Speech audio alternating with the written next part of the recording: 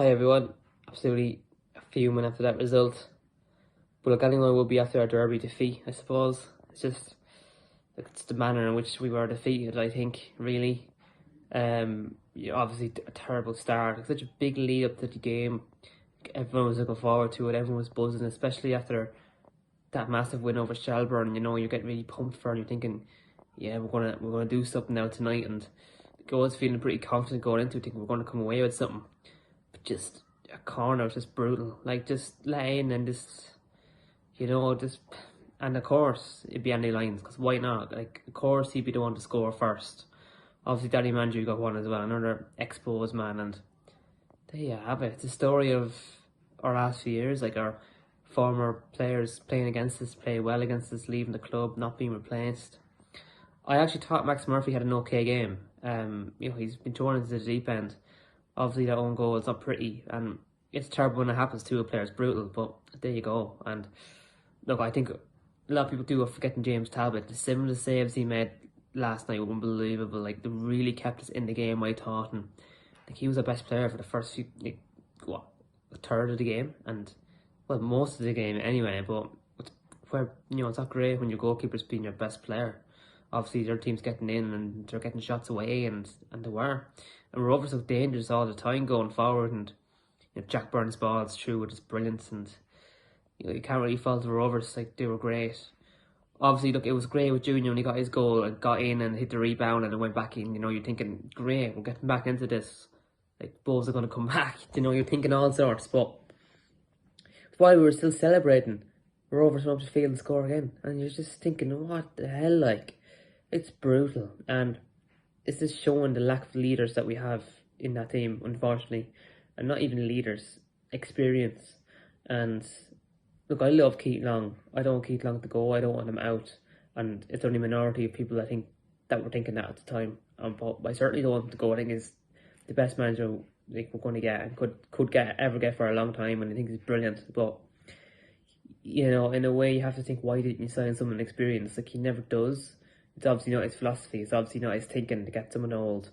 But we need leaders. Like, we're really feeling Keith Buckley gone in the middle. There's no one organising. There's no one leading. There's no one, putting a tackle in when we need it. No one's doing that. And we're really feeling it in the midfield, I think, and in the backs. Obviously, I think we got, 2 or 3 injuries last night too. Like, that's really that good in a squad that's already lacking depth, and then we get injuries. Like, it's going to be a hard few weeks till we get our players back.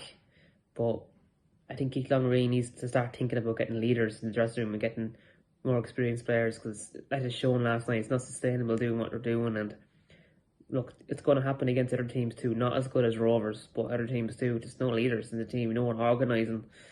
It's poor. It's just poor, really. I thought Lee Burt had a good game, actually. He ran as much as he could. He was chopped down. He tried to make things happen. He was positive going forward.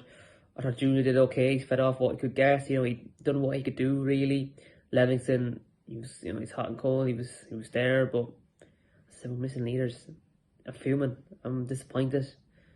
Like, just again, the manner, like the set piece from the corner really early on, the breakaway for the Rovers goal.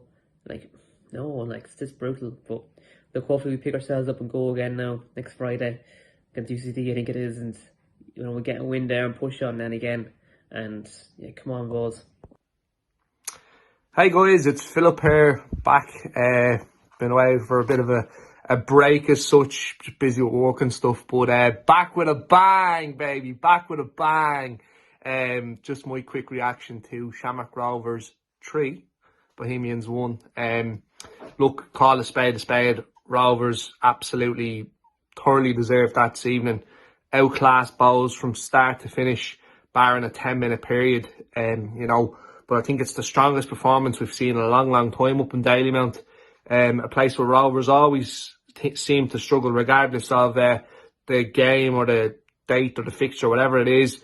Rovers always just seem to struggle against Bohs up there, and tonight really put on a classy performance and absolutely put Bohs into, I suppose, back into their box, really, that box that they've been trying to climb out of for the last few years, unsuccessfully.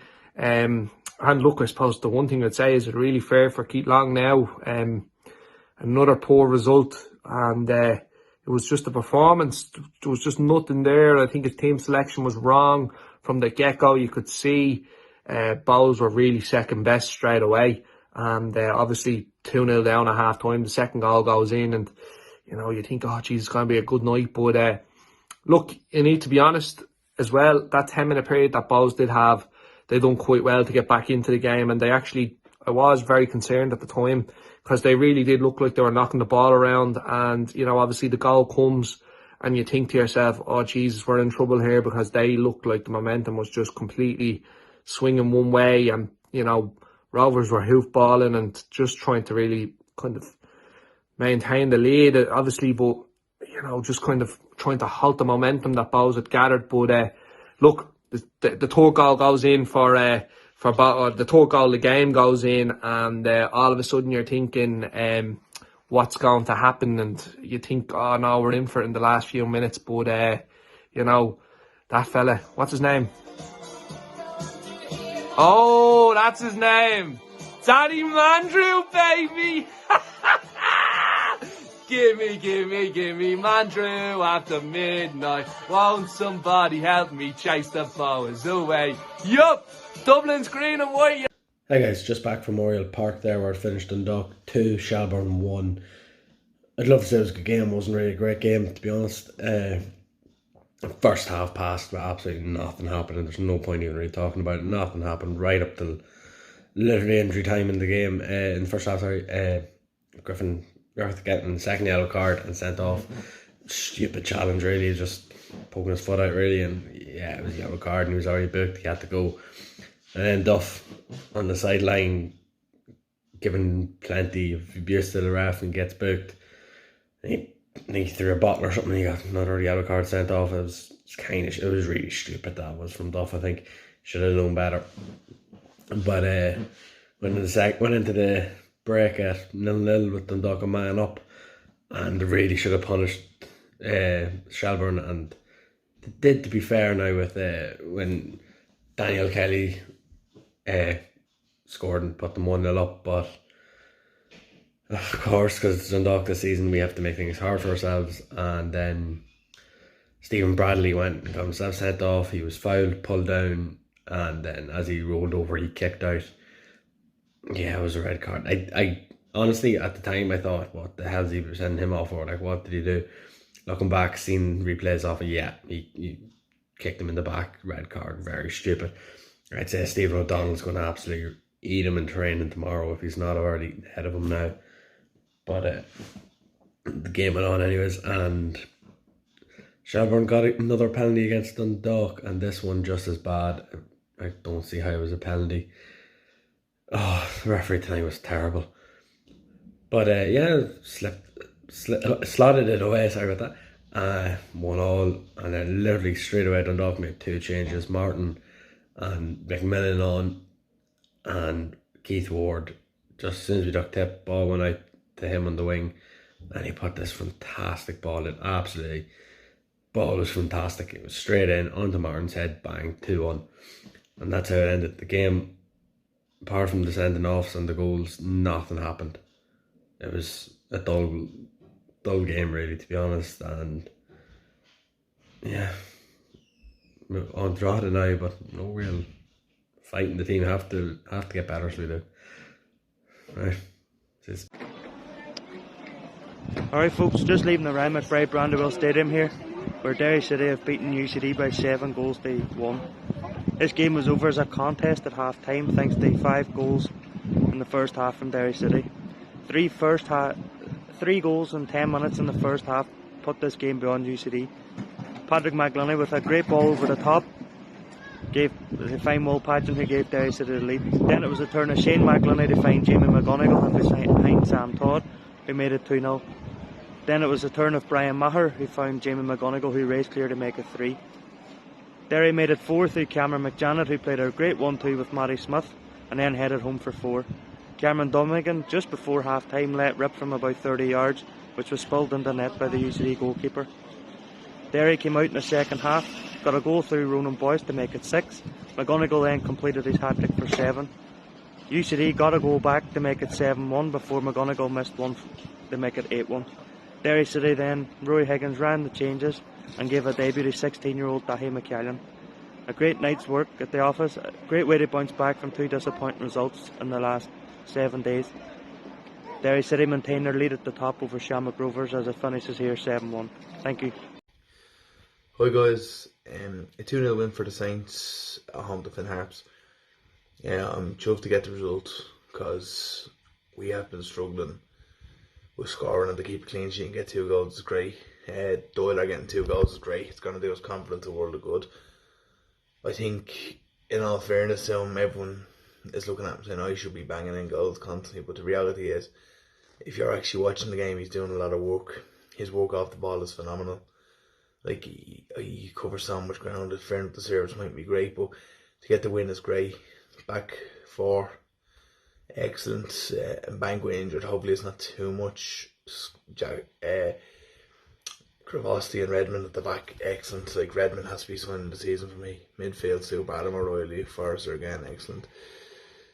Harps are an awkward team to play against. Like, they are second bottom or whatever, but like, they do have. You look at their players. They have players that have experience winning games. Like Bastianeri, Boyle, Yo-Yo Maddie from Shelbourne and things like that.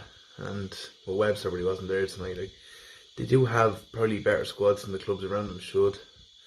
So, from a Harps perspective, they're probably going to want to look to taking points from, again, when they play the likes of Shelbourne, and usually they want to look at taking points from them games. Pats, you just need to keep going. We have a big one against Derry on Friday, and they probably bring a big travelling support down and stuff, so we're just going to have to get stuck in. Like, we were probably in the fixture in Derry after we scored. We kind of battered them for a while, but you know, you don't score, they score a screamer last minute, something you can do. But anyways, on to next Friday. Cheers, guys. Hey guys, just finished watching Galway against Bray in Terryland on LOY TV. Unfortunately, again, couldn't travel. It's becoming a habit, unfortunately, with work. But Galway ran out 2-0 winners tonight. There was a good few changes for Bray. Jack Hudson moved from centre half to left back, and young Enda Douglas came in and partnered with his cousin Huey in the centre defence. Marty Waters was on the bench after starting last Monday, and Rob Manley started up front for Bray. It's a 2-0 win for Galway. Look, Galway are nothing special. Just looking at them, like, but they get the results. It's a typical John Caulfield team.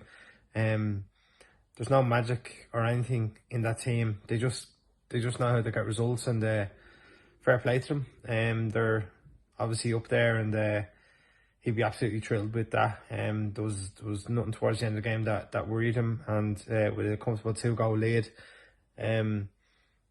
he didn't really have to panic or anything like that. First half, Stephen Walsh obviously opened the score for Galway from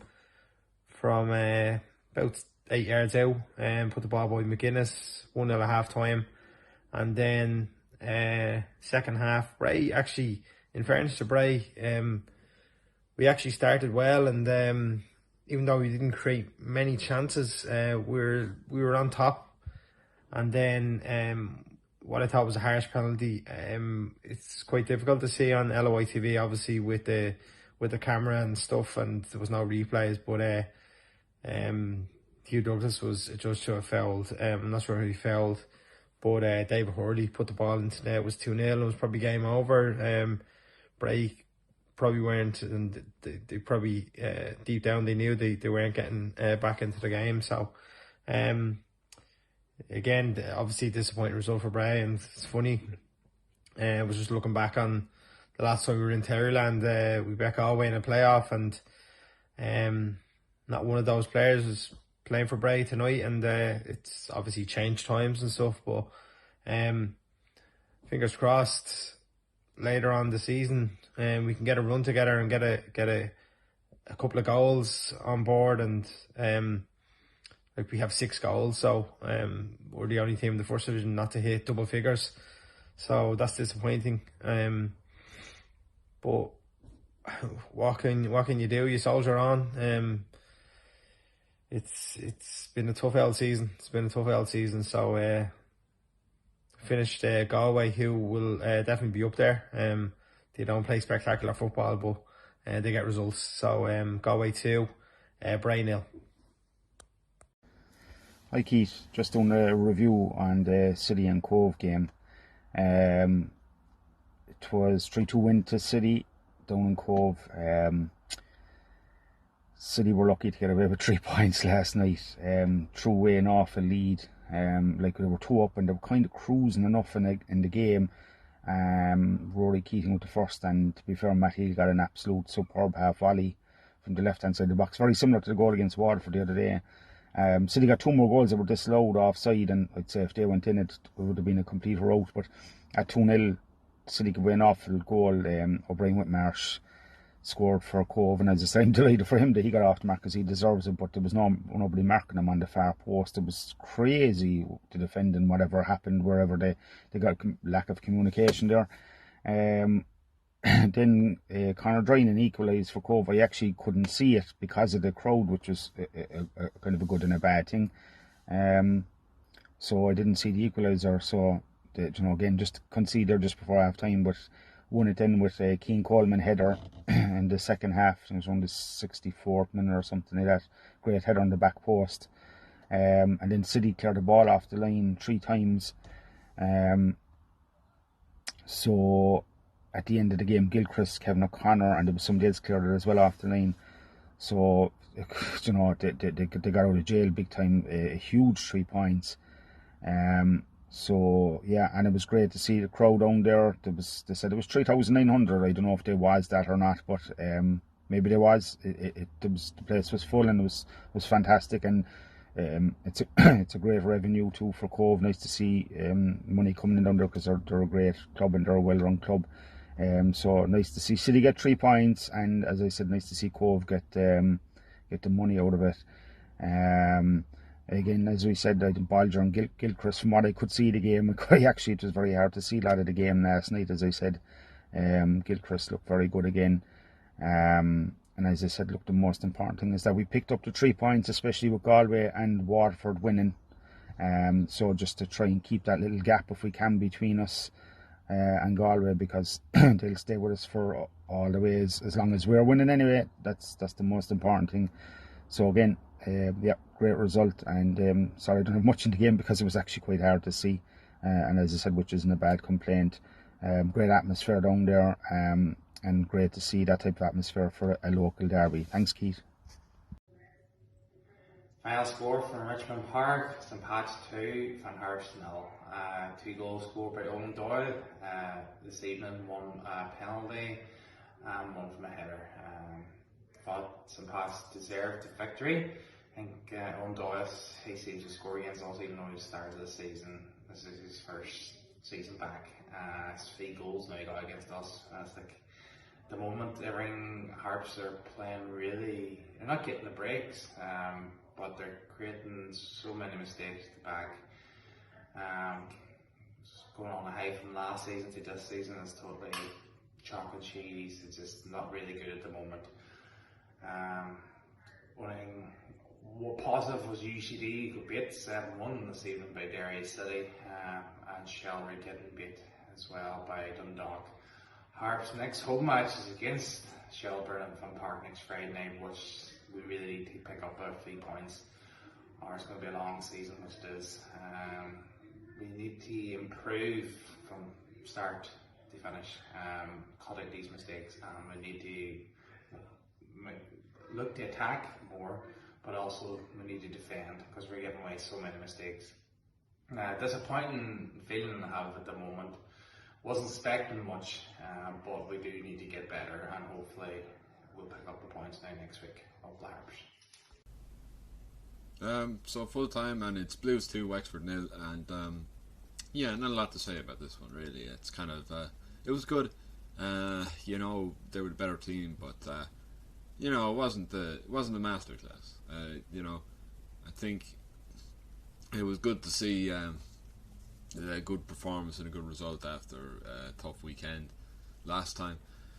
But there's just really not a lot we can say, because there's going to be a new manager soon, and it's difficult to take this performance and put it in context with anything. I suppose the only thing you can put it in context with really is that it was nice to see the players get a bounce after Ian Morris was sacked.